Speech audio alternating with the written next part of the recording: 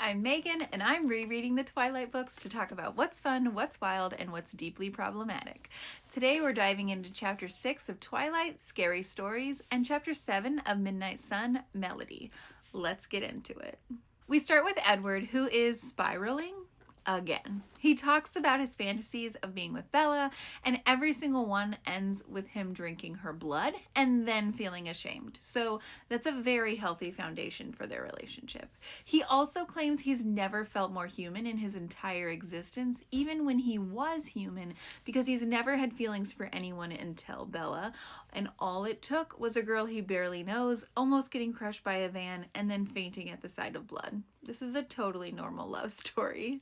This sudden burst of emotion inspires Edward to play the piano again, and he starts composing a new song. While he's playing, Rosalie's thoughts finally reveal the real reason she's furious about Bella. She's mad that Edward loves Bella when he was never interested in Rosalie. And honestly, good for her and good for us. Rosalie loves Rosalie, and she expects everyone else to love Rosalie too. She remains one of the most interesting characters in this entire series, and I will die on that hill. We also get a genuinely sweet moment with Esme. She just wants Edward to be happy, and she encourages him with this warm, steady love that makes her one of the best mother figures in this series. Esme is the emotional backbone of this chaotic Cullen vampire family.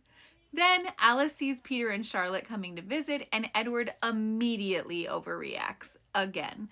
He doubles down on the soulmate narrative with the line that all of a sudden this girl's the whole world to him. He doesn't see the point of the rest of the world without her anymore. It is a lot.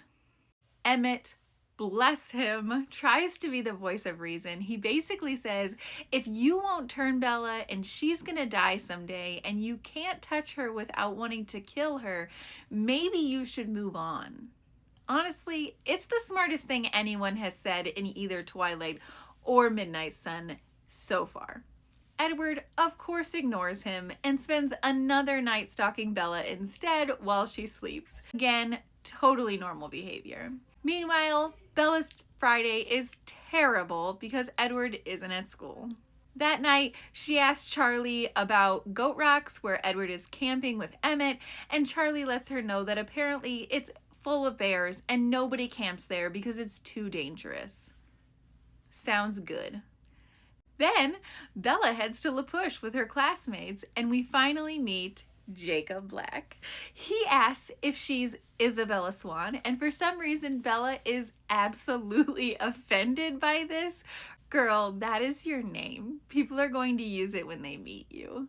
And yes, Jacob is instantly infatuated with her, of course, just like every other male in this series. But the real focus here is Bella awkwardly trying to seduce him to get information about the Cullens. It's super painful. She's like, tell me your secrets. And Jacob is like, sure, pretty girl, here's the entire supernatural history of my tribe and the Cullens. He tells her the Cullens are cold ones banned from La Push because of a treaty made by his great-grandfather, and that the Quileutes are descended from wolves. He thinks it's a silly legend. Bella is like, yeah, okay, vampires and werewolves are real, that tracks.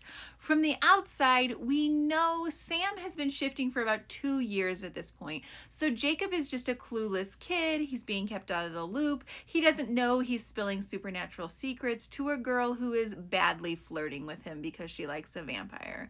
Poor Jake, but he'll be okay in the end. All this time with Jacob makes Mike mad, because of course it does. I truly wonder if Stephanie Meyer can write a non-toxic teenage boy, or if she realizes a girl can be a likable main character without every male in a 5-mile radius wanting her immediately. It would have been really, really refreshing at this point if Jacob had just come into the story and liked Bella as a person. If he'd been the one boy who didn't objectify her or instantly fall in love with her, their friendship would have been so much stronger. Their potential romance later would have had even more depth. He could have been a genuinely interesting foil to Edward instead of yet another boy who sees Bella as an object of desire rather than a real human being. So that's Chapter 6 of Twilight and Chapter 7 of Midnight Sun. We've got soulmate drama, vampire piano compositions, Rosalie being iconic, Esme being the best mom, Jacob spilling supernatural secrets, and yet another round of why is every boy in this book obsessed with Bella? Let me know what you think about Jake's introduction and whether you wish he'd been written a little bit differently in this part.